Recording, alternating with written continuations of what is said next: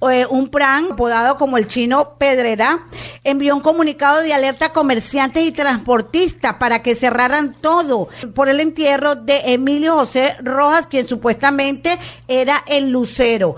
Vamos a conocer al detalle esta información porque tenemos a un especialista en la materia que además es periodista. Y nuestro aliado Javier Mayorga, criminólogo también. Bienvenido, Javier. Hola, ¿qué tal? Placer. Este volante fue distribuido en víspera del cortejo fúnebre y posterior sepelio de uno de los gariteros del líder de la banda de La Pedrera que opera en el norte de Maracay. Efectivamente, este Rojas murió como consecuencia de un supuesto enfrentamiento atribuido o desarrollado en el marco de una de las tantas operaciones para la liberación del pueblo, OLP. Como sabemos, los cuerpos policiales atribuyen cada vez más logros a las OLP de una forma, digamos, arbitraria. Cuando la operación arroja algún resultado, pues la ponen como si fuese consecuencia de una OLP. Pero esta es otra discusión. Lo cierto es que los comerciantes del área norte de Maracay optaron por acatar el llamado que hizo esta gente de la banda de La Pedrera. Cerraron sus puertas mientras discurría el cortejo fúnebre hacia el cementerio, en algunas oportunidades incluso escoltados por efectivos de la Policía del Estado, y en el propio Camposanto se reportó la presencia de efectivos y de tanquetas de la Guardia Nacional, un poco para impedir que el acto fúnebre se convirtiera en una excusa más para asaltar a los transeúntes, cosa que ha pasado, por ejemplo, aquí en Caracas, por lo menos en 3 oportunidades. Es decir, estos cortejos paralizan el tránsito y en medio de esa situación un poco caótica se aprovecha para asaltar y robar a los transeúntes y a conductores. En fin, eso fue lo que ocurrió allí, es una demostración más de poder de estas bandas criminales que se han esparcido como verdolaga por todo el país. ¿Qué respuesta ha dado también el gobernador del estado de Aragua? Bueno, el poder formal, que en este caso al que usted se refiere, el del gobernador del estado de Aragua, no ha dado ninguna declaración, no se ha pronunciado. El silencio es una constante en estos casos. Recordemos, por ejemplo, que cuando hubo los honores a Rodríguez Cazorla, alias Conejo, allá en Margarita, pues la ministra para Servicio Penitenciario, Iris Varela, tardó 3-4 días en pronunciarse, para además anunciar que pronto haría una requisa en la cárcel San Antonio, es decir, el internado judicial de la región insular, cosa que aún, según creo, no se ha llevado a cabo. Entonces, sí, el silencio es como una constante en estos casos. Mientras tanto, pues la gente, la ciudadanía, pues aterrorizada, trata de asumir las medidas que mal que bien pueda tomar en el momento. Una de estas fue precisamente el cierre de los comercios. Y por cierto, en Tumeremo hubo otra situación similar. Los comercios, según los reportes que hemos visto y leído, cerraron en virtud de la amenaza de unas bandas criminales a las que les detuvieron unos integrantes durante una investigación por extorsión. Y bueno, las calles vacías, los comercios cerrados en Tumeremo también. Y estas son situaciones que se están reproduciendo en prácticamente todo el país, es decir, en menos de 10 días ya tenemos el caso de Margarita, el caso de Maracay, el caso de Tumeremo. Frente a esto lo que vemos es una posición de mano dura o aparente mano dura del gobierno, es decir, desde el Ministerio de Relaciones Interiores se esgrime como un logro el hecho de que, por ejemplo, contra las bandas de Cementerio, Cota 905, incluso algunas que también operan en el Valle, se hayan neutralizado, este es el argot que usa el ministro, neutralizado, es decir, matado a 40 integrantes, pero eso se esgrime como un logro, sin tomar en cuenta que estas bandas continúan operando debido a que reemplazan a esos integrantes que son neutralizados, los reemplazan con mucha rapidez. Esto quiere decir que la actividad ilícita sigue siendo sumamente atractiva en todas partes del país. Javier Ignacio Mallorca, criminólogo y periodista sobre los temas del momento en cuanto a sucesos. Javier, las operaciones de desarme que había hace meses atrás el gobierno abanderado y hasta apoyado, ¿qué ha pasado con eso? Y al ver estas realidades que están en el país. El armamento, ¿cómo lo ves tú también en tus análisis? Bueno, son dos aspectos relacionados. Voy a empezar por el último, el tipo de armamento que se está utilizando últimamente, armas de guerra. Hemos visto, por ejemplo, en la cárcel de San Antonio, los reos tenían fusiles AK-47 con cargadores redondos, tipo torta. Tenían pistolas Glock 9 milímetros, pero a las que les han limado el selector de tiro, de manera que pueden lanzar ráfagas como si fueran ametralladoras. También tenían fusiles AR-15 de fabricación estadounidense. Algunos dicen que es la versión militar, que es el fusil M16. En todo caso la fabrica la misma gente de la Colt. También pudimos ver fusiles FAL, fusiles de asalto que eran orgánicos de la Fuerza Armada y que fueron desincorporados cuando entraron a utilizarse los fusiles AK-103. Entonces estamos viendo una gran diversidad de armas de guerra, por supuesto granadas por doquier. El año pasado fue récord en estallido de granadas y muertes por estallidos de granadas en todo el país. Esto es lo que se está viendo, digamos, como arma de uso cotidiano por parte de las grandes bandas criminales. Uno, desde luego, no puede más que pensar que la gran responsabilidad por esto recae sobre la Fuerza Armada. Nunca, como en estos últimos 15 años, el gobierno, el Ejecutivo se ha abrogado y ha centralizado el poder armado en el país. Pero paradójicamente, este poder armado ha sido cedido a estos grupos, a estas bandas, por distintas razones. Yo creo que la mayor parte de ellas son relacionadas con corrupción, pero también hay que referir el tema de la afinidad ideológica, que en el caso de los colectivos es muy evidente. Entonces, eso es lo que estamos viendo y muy probablemente no cambie la situación en el año 2015. En cuanto al tema del plan desarme, que era la otra pregunta, aquí se ha esgrimido como un gran logro el hecho de que se hayan destruido 16.000 armas. Creo que esa fue la última cifra aportada por la ministra Meléndez antes de salir, y algo de esto dijo también el ministro González López.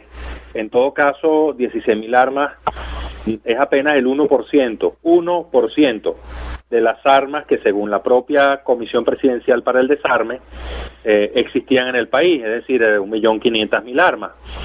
A este paso, pues tardaremos un siglo completo en eliminar las armas ilegales del país, siempre y cuando no entren otras nuevas.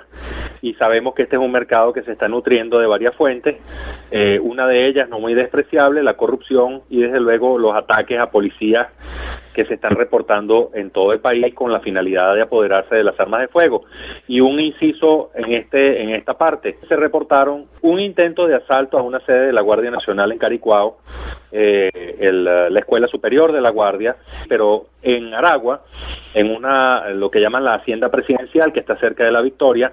Allí sometieron a un grupo de elementos de la Guardia de Honor Presidencial, de tropa, y se llevaron 19 fusiles, además de cargadores y munición calibre 7.62, de manera que eso es lo que se está viendo. Pues en Aragua la situación está muy intensa y uno no ve que exista un mayor interés y una mayor acción orgánica, concertada para atacar esta situación. Aparte del tema de las granadas, ¿no? De hecho, en la situación de rehenes del cementerio, el Buñuelo tenía, creo que 1 o 2 granadas. Ya las granadas son como le dije, son así como armas de uso común dentro de las bandas criminales. Así como que el que no tiene una granada, pues no es nadie en esas bandas. Y bueno, en el caso de Buñuelo, alias Claudio Jiménez, este señor venía operando desde hace muchísimo tiempo en ese sector, la policía lo sabía, y por eso no causa sorpresa, toda vez que ya venía existiendo una acción más o menos constante de enfrentamientos allí en el área de 1 de Mayo, en el cementerio. Lo que sí llama la atención es que el único preso haya sido él, ¿no? Se supone que él es el líder de una importante banda de secuestradores que está operando unas 25 personas.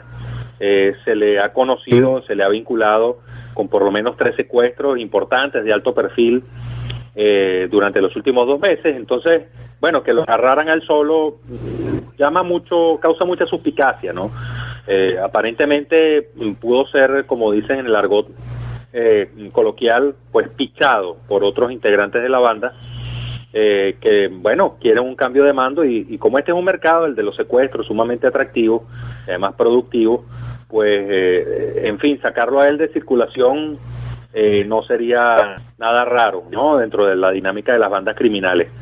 Y otra cosa interesante es la historia de este señor de salidas y entradas a los internados judiciales. Es decir, desde 2012 hasta esta parte ha estado detenido ya con estas 3 veces. Y por delitos como homicidio, secuestro, porte ilícito de armas.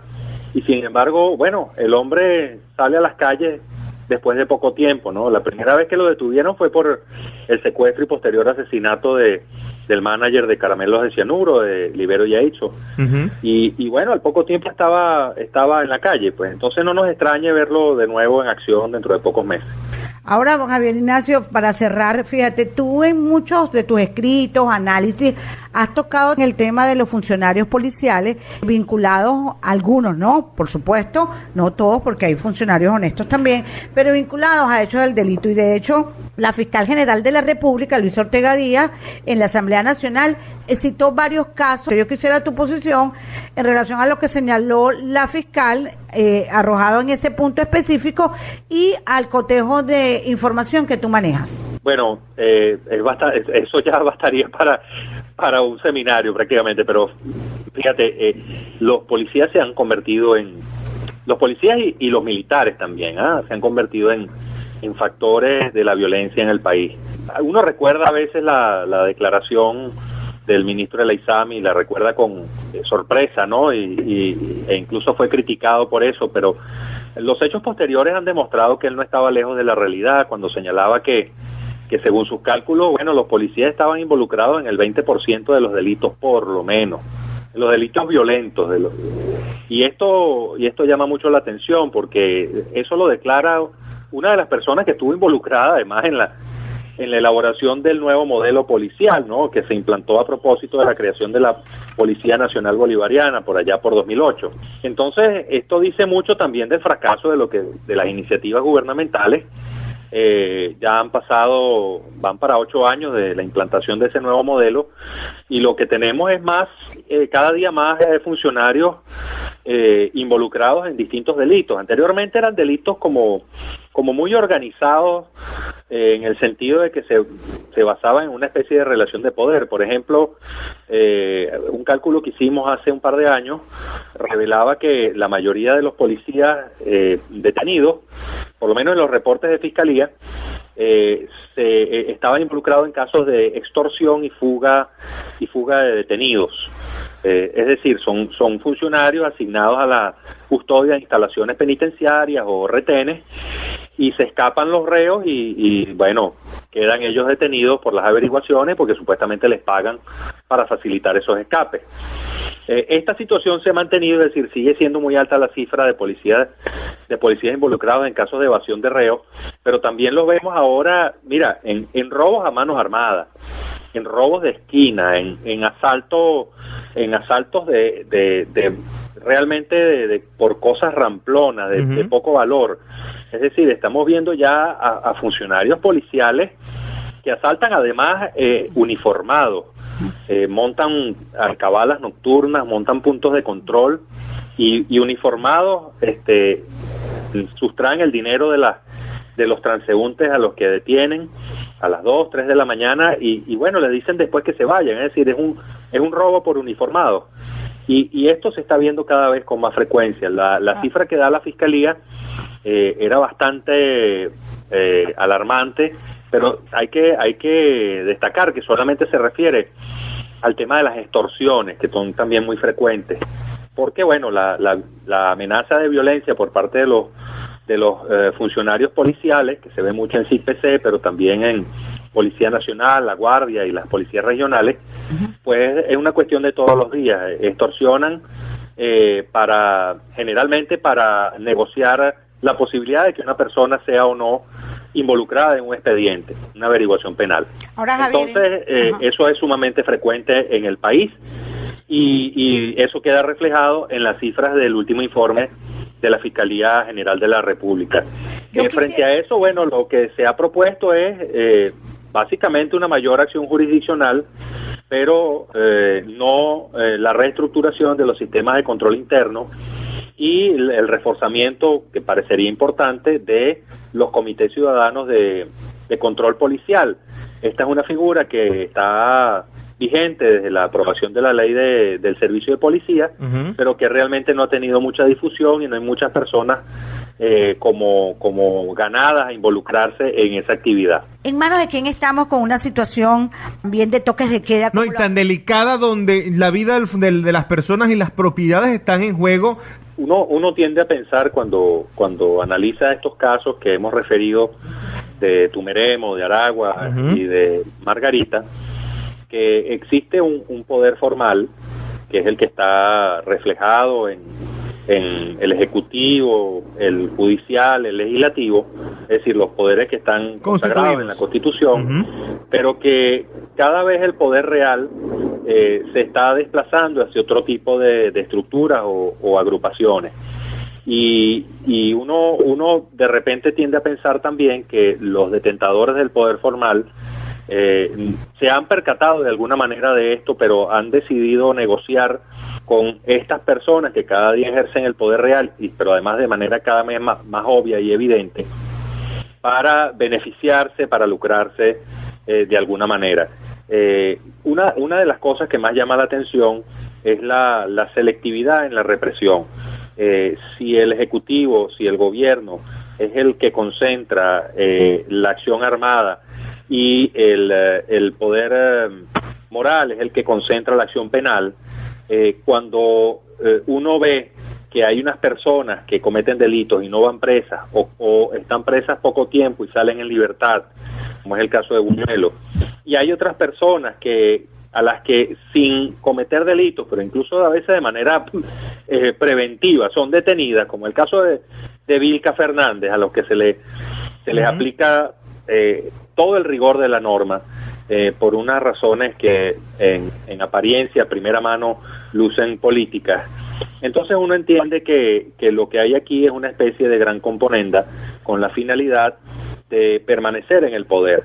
Desde luego hay personas como Marcos Tarri y Carlos Tablante que han incluso llegado a hablar de un estado delincuente. Yo no me atrevería a llegar a una generalización de esa magnitud.